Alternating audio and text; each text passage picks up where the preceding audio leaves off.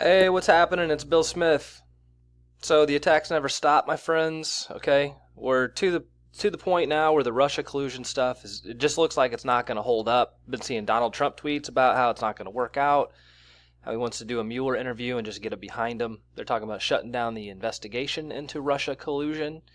And I think because of that, we have this Stormy Daniels person crawling out of the shadows out from under her rock. Now, for those of you who don't know, Stormy Daniels is a pseudonym. This person's real name is Stephanie Clifford. Okay, she's 39 years old from Baton Rouge, Louisiana. She's been acting in, I like how they throw directing and writing, adult films for nearly 20 years. Now, I've had, man, I have done research. I have had thoughts about why is pornography illegal? They say it's artistic. From what I can tell, it seems like prostitution to me. I think you're paying someone to have sex on camera. The fact that you can't hire a prostitute, that's illegal, but you can hire the same person to have sex with somebody, including yourself, on film, as long as you film it, then it's not illegal. That doesn't make any sense to me at all. And I think that's why the only places that you can do this is in California and LA, places like that. So I think that legally, I think pornography is kind of standing on a short leg here. It's not very stable.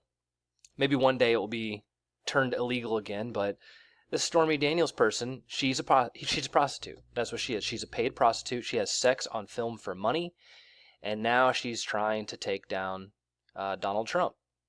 Now, I'm not going to go over all this with you, but I'm going to hit the high points. So she says that in 2006, she met him at a golf tournament, and he invited her to dinner, but they didn't go to dinner. She just went to his hotel suite, and then they ended up having sex. Okay, the juicy details is that Trump didn't use a condom, and he was married to Melania at the time. Melania had just given birth a couple months before that. So he told her, like, look, we're not doing it. We're not intimate right now. We're living in separate rooms right now. This is normal stuff. You know, people want to say this is scandalous stuff, but it's really, I mean, this is not ideal. I can tell you that, but it's very freaking common. It's very common. And who believes that the Clintons have a loving marriage? Nobody. So Bill Clinton was, doing stuff with a cigar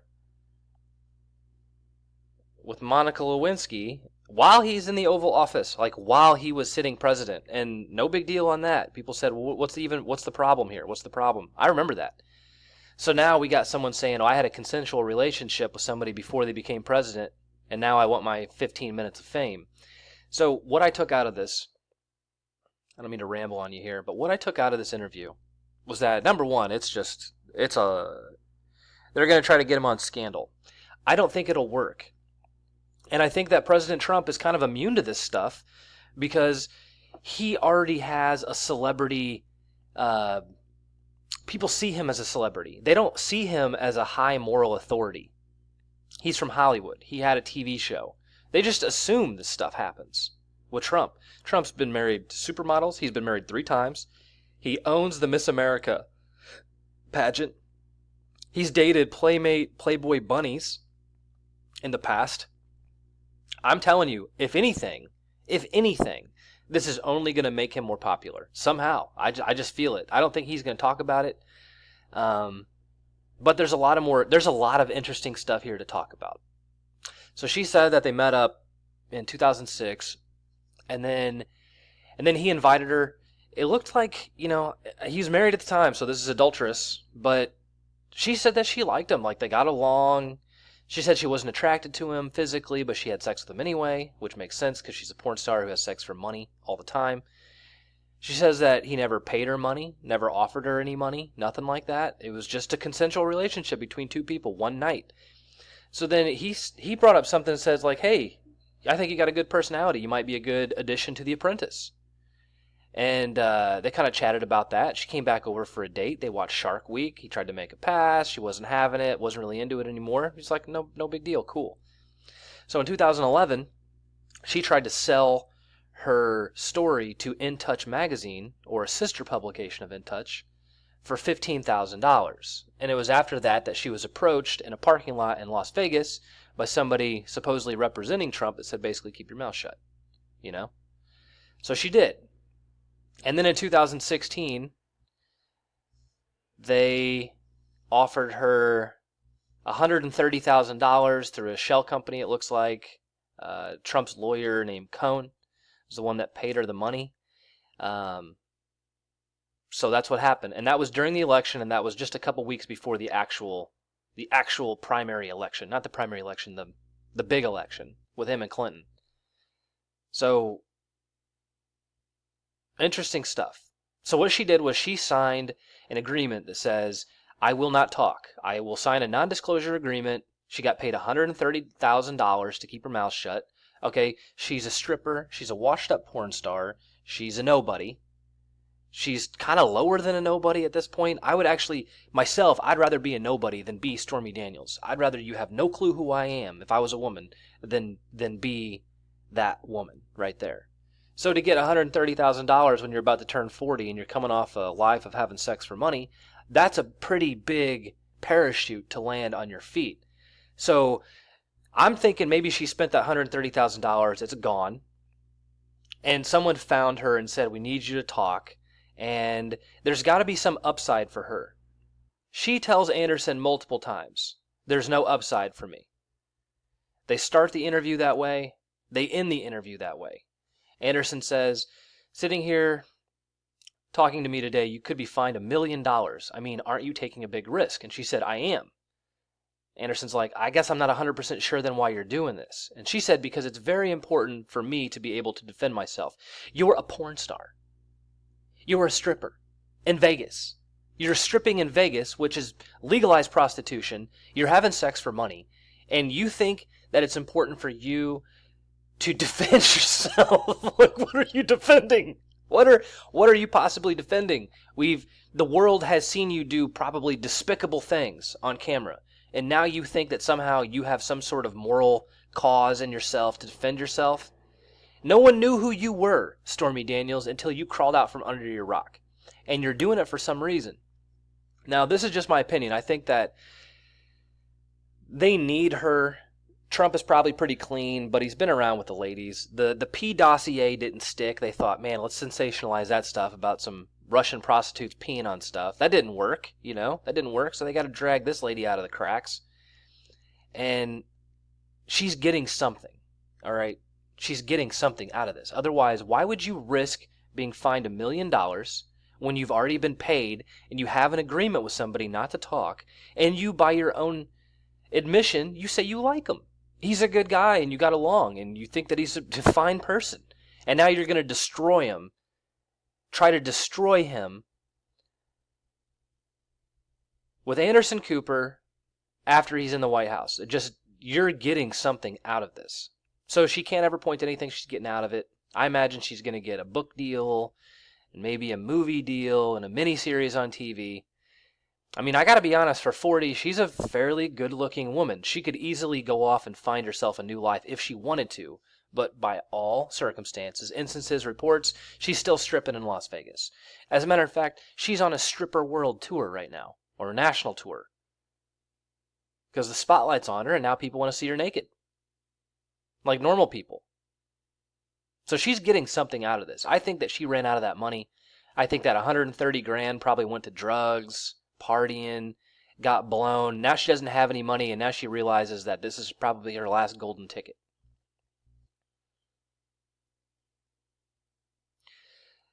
So just watching the interview, I did watch the interview.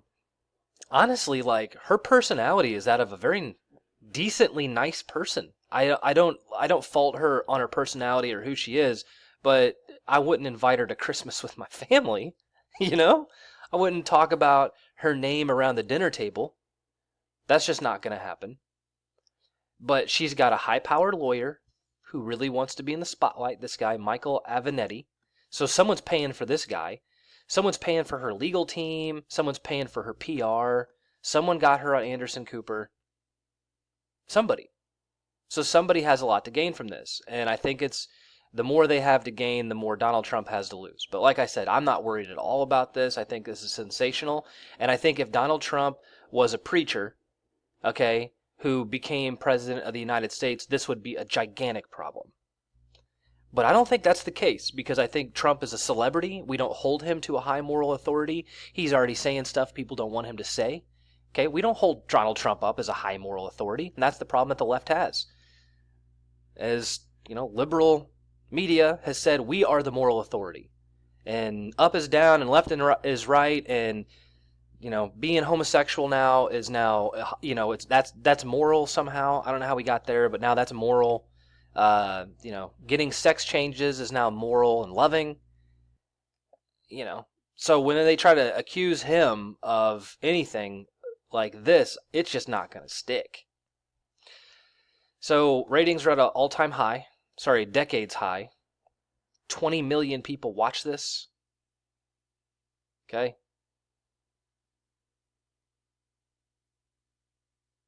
Very, very popular. Even had a hashtag. And this is what I waited for. So I shot this video last night, then I decided to reshoot it again today because I always like to see what the fallout is. I gotta be honest, part of me really wants to be first on everything. And I get a lot of comments that say, oh, so-and-so reported on that 2 weeks ago. Maybe I didn't see the video. I'm kind of on my own here a lot of the time. I do watch other people's stuff, and I do want to be first. But sometimes that's not always the best way to get the most amount of actionable material out. So I waited. And then this showed up this morning, and I think this is probably the most interesting thing that we can be talking about right now. Was Stormy Daniels on drugs during this interview? And I didn't catch it, but look at those eyes. I mean, those are very, very dilated pupils. So it's possible maybe she's on MDMA, ecstasy. She could have been on something. That's a really bright room to be in. Usually your pupils dilate in a dark room. So think about all the bright lights they got on her. Her pupils are still dilated. Okay, Anderson Cooper's pupils were not. Here it is. They're just talking about it right here. From the St. Louis Post-Dispatch health and science reporter, Blythe Bernhard. What's up, bro? Good catch. Health reporter tweet here. Why are Stormy Daniels' pupils so dilated in that bright room? Anderson Cooper's aren't dilated. Okay, carry on. But he's not the only one that said it. There's this giant, a lot of people tweeting about, Stormy Daniels being on drugs. Pupils dilated on Gizmodo.